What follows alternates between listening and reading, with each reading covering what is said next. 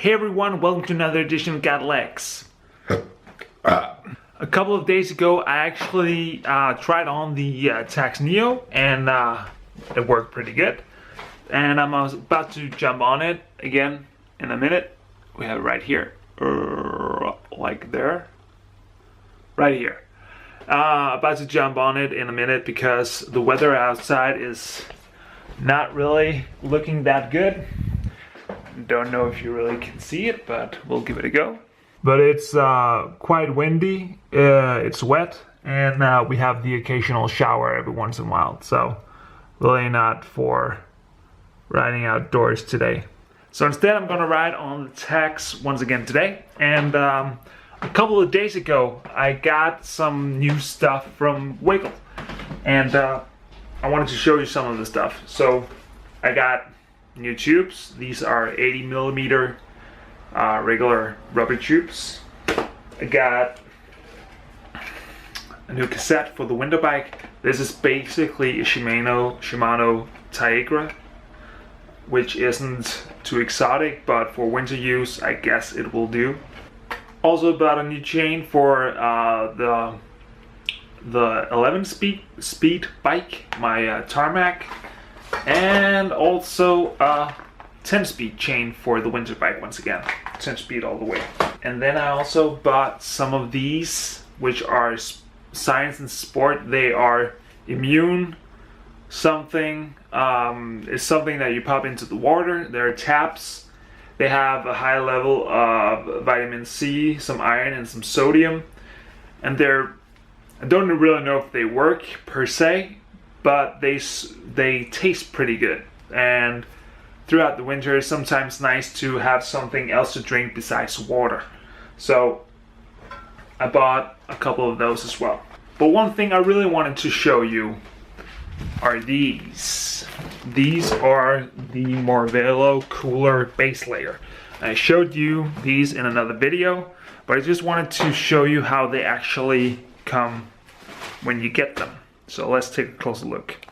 So this is the Morvello cooler base layer. It comes in a really nice little package here, and that's not the coolest part of this. So you have like a really soft exterior thingy. Away with that. And you get it in like this small pouch. I don't really know what you're going to use it for, but you open this up, you can pull out the base layer. Open it up and all that. And then you have a short sleeve jersey. Might not be able to see, but you get it in this cool little pouch. You can probably use that for some other thing. I could probably put your iPhone or smartphone, anything like that, into it. I just think that this is one of the coolest things I've ever seen in terms of packaging a base layer. So this color actually already had the base layer in. I just thought it was really cool, so I wanted to get another one. And then this is new. So this is blue and navy or black or something like that. Really cool color. I wore the Morvello base layer on my last race that I did, and I really enjoyed it, so that's the reason why I actually went ahead and bought 2 extra pairs of those. I have a thing for base layers, I guess. I really enjoy the Castelli ones, I really enjoy the Sportful ones. I also have some Under Armour and also have some Craft and all that. But the Morvello really has taken the lead currently. It's not for like cool weather racing because it's pretty thin. But from temperatures of like 14, 15 degrees and upwards, it's just perfect. As mentioned earlier, I took the Tacx Neo for a spin actually yesterday, and I just rode it on Swift. And I put it in the erg mode, I guess it's called, where it adjusts the resistance to what you're pedaling. So if you're going up a grade, it'll increase the resistance, and if you're going downhill, it'll decrease the resistance, stuff like that. It was quite fun to actually try that. I haven't tried that before. My old turbo trainer didn't have that feature, so it basically just took the power from my power meter and translated that into the speed in Swift. But it was quite fun to actually try it like that. Today I think I'm going to try it more regular, just having it at a set slope or anything like, or whatever it's called, and have like a fixed resistance, and then just use my gear to make the resistance harder. Does that even make sense? So I'm trying to go at a certain slope, and then I can increase the resistance depending on which gear I choose. So I'm not going to say I'm going to ride 200 watts, and then no matter what gear I choose and what cadence I choose, the turbo trainer will adjust to that. So I'm not going that route, I'm going the first route. Setting up the Tacx Neo was actually quite simple. You basically put on the cassette, you plug it in, and then you just connect it. It was that easy. You can download like a Tacx app to make sure that you got the latest software version, and then it was just ready to go. So I guess there's a lot more features that I need to learn and unlock, but straight out of the box it was just plug and play basically. So I'm about to get into some clothes and hit the turbo trainer once again, and I'll give you an on-bike review, or at least initial review. This TV here is pretty simple and it's cheap. So there you go. So how much week riders you pay? $60. How much over here? You're kidding. Oh man. Jaden, Strava, thank you for sending me out this awesome kit. Love the helmet. Di2, Shimano Di2 is amazing. But the one... So I got the trainer all set up. The S-Works tarmac directly plugged into the Tacx Neo. I've got some YouTube up and running, Cycling Maven. I've got Swift in the little corner. I got the Garmin all up and working. And let's see if we can get this training Tacx thing to work. So I guess slope is the right thing to do. Maybe we should pair it. Now it's paired, I hope. Now if we go back to slope, I guess you should be able to, you just do it like that. So hopefully that'll work as soon as I get on the bike as well. So 0 seems to be a bit too easy. So I think I need to just give it a couple of grades, percentages. There's a little bit of lag. Oh my goodness, it's just pouring down outside. So I think I might just put it at 0.3 or 0.4 to begin with and see how it all pans out. Don't really know what to think about the light beneath the trainer, but I think my old Tacx Bushido had that as well before I sold it. I don't really know what it does, but I guess it doesn't annoy me. So the initial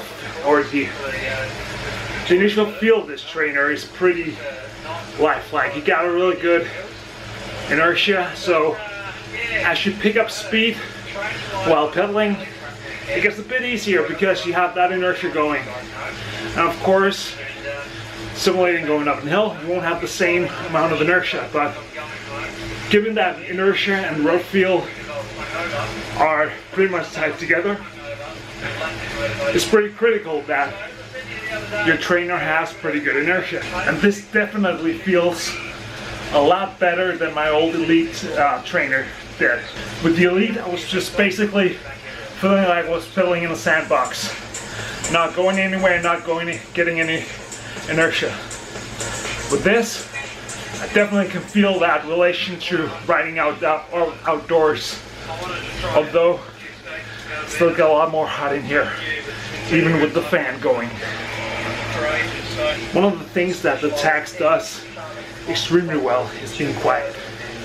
So most of the things that you can hear is basically just a drivetrain. I still feel that my old Elite was a bit quieter, but we're talking minor stuff. This is definitely quite quiet, and if you put like a yoga mat or anything under, the Neo, the vibrations will not be that intense as well. Not that the vibrations are intense, but there's definitely something going on. But still, this is a quiet trainer. I just did a spin down and it felt great. It keeps the inertia going. I hope you can pick it up.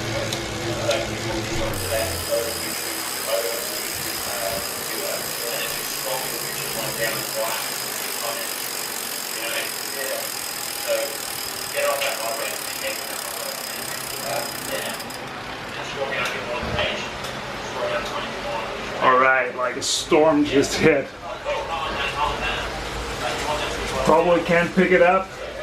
We got leaves flying all over. It's just pouring down outside. Really happy now that I didn't go out.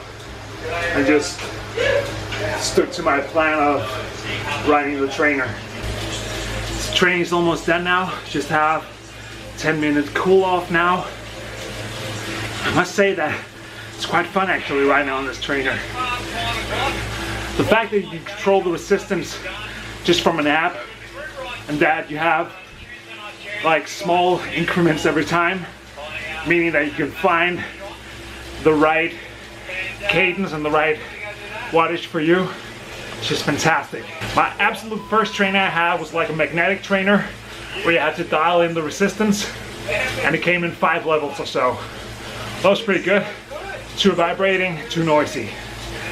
Then I got a Tacx Neo, which was pretty good. You could adjust the resistance. You could set it at a certain wattage and you keep that. The interface was just rubbish. I don't own a PC and they didn't do the software for Mac.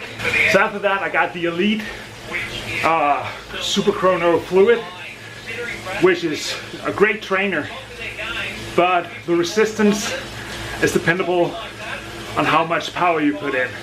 So the harder you push in the pedals, the more resistance you get. And that means that it can be difficult to actually find the right cadence and the right wattage for your training. One of the best things about it was that it was super quiet and it was easy to use. But this, the Tacx Neo, is just fantastic. I really do enjoy this.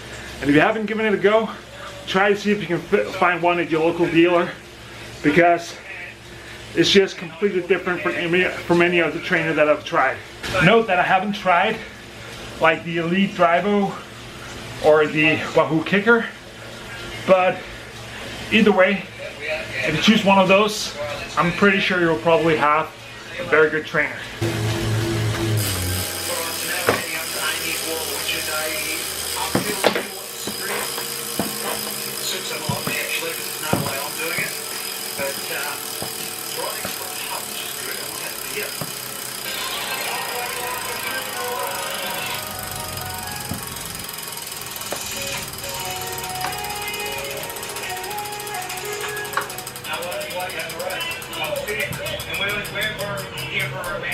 That definitely was a fun ride. I really enjoyed that.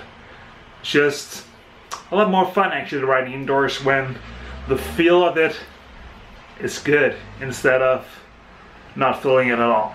So that's it for me for now, guys. Thanks for watching once again. Make sure to subscribe to the channel and watch the other videos. And until next time, bye.